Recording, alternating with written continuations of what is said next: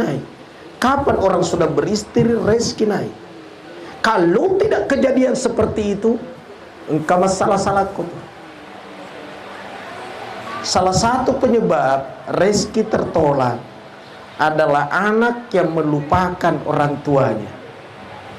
Dan orang tua itu termasuk kakek nenek. Meskipun sudah meninggal, maka adatnya orang Bugis kalau sudah nikahan tidak berlama-lama, dibawa pergi ziarah kubur. Magi supaya dalekna malumut.